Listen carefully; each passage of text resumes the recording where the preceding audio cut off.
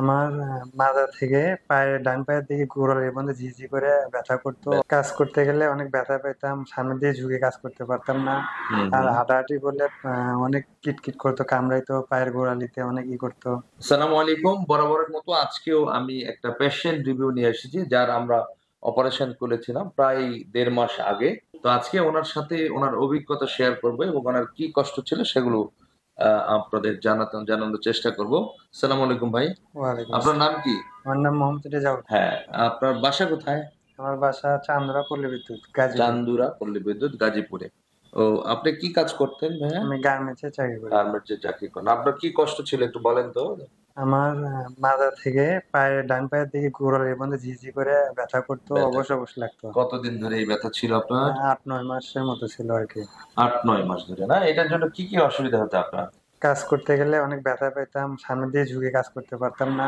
হুম আর হুম। হাঁটাহাঁটি করলে অনেক কিটকিট করতো, কামড়াইতো, পায়ের গোড়ালিতে অনেক করতো। অনেক যন্ত্রণা হতো। জি। হাঁটতে চলতে পারতেন আপনি? হাঁটতে পারতাম কিন্তু কষ্ট হতো? হ্যাঁ, কষ্ট হতো। আপনার এটার জন্য কোথায় কোথায় চিকিৎসা নিলেন আপনি? মানে নোয়াখালীতে বেশ কয়টা ডাক্তার দেখাইছি, হুম হুম। প্লাস আরো আদার সাইডে ডাক্তার দেখাইছি, কিন্তু কাজ হয়নি। পরে কাজ হয়। আহ, আপনার ইউটিউবে দেখে আপনার কাছে আসছি ও, আর কি। ইউটিউব থেকে আসছে? জি। তারপর আমার আসার পরে আমি আপনাকে কি কি পরামর্শ দিয়েছিলাম? আপনি আমাকে ফার্স্ট টাইমে বলছিলেন যে দেখে যে ওষুধ দিছিলেন, হুম যে হুম। খায়া যদি না ভালো তাহলে সার্জারি করতে হবে। তো আপনার জায়গা থেকে যে আমি আরো অনেক কটা ডাক্তার দেখাইছি, তো ওষুধ খাইছি, কাজ হয়নি। পরে কাজ আপনার হয়নি। কাছে আসছি। জি। আচ্ছা, আমি আপনাকে বলেছিলাম যে ঔষধের মাধ্যমে চেষ্টা করে হুম দেখেন। হুম হুম। যদি ভালো হয় তাহলে তো অপারেশন গুলো অ্যাভয়েড করা যেত আর কি। জি। উনি ওনার যে প্রবলেমটা ছিল আসলে লাম্বার 4-5 এ ডিস্ক হার্নিয়েশন ছিল। তো আপনারা জানেন যে লাম্বার ডিস্ক হার্নিয়েশন হয়, এটা খুব কমন। ইয়ংদের সাধারণত বেশি হয়। বড়দের স্পাইনাল ক্যানেল স্টেনোসিস খুব বেশি হয়। তো নরমালি আমরা যখন ৬ সপ্তাহের মধ্যে যদি কোনো রোগী থাকে, যাদের ব্যথা শুরু হওয়ার ৬ থেকে ৩ মাসের মধ্যে যারা আসেন এবং যাদের ব্যথা কন্টিনিউয়াসলি ভালোর দিকে থাকে, তাদেরকে আসলে ঔষধের মাধ্যমে আমরা চেষ্টা করি যাতে করে অপারেশনটা এভয়েড করা যায়।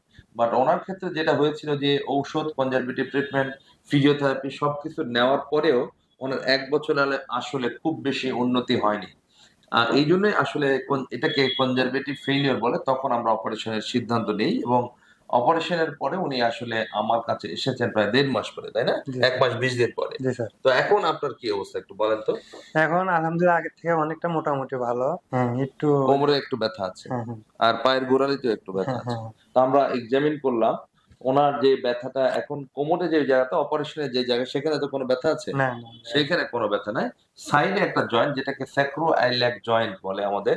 আমাদের উরু এবং আমাদের কোমরের যে হাড়ের যে সংযোগস্থল, সেইখানে তার জয়েন্টে একটু প্রবলেম দেখা যাচ্ছে এবং একই সাথে তার পায়ের গোড়ালিতে একটু প্ল্যান্টার ফ্যাসাইটিস বলে সেটা ছিল। তার বেকার সিস্ট ছিল, সেটারও অপারেশন উনি করেছেন।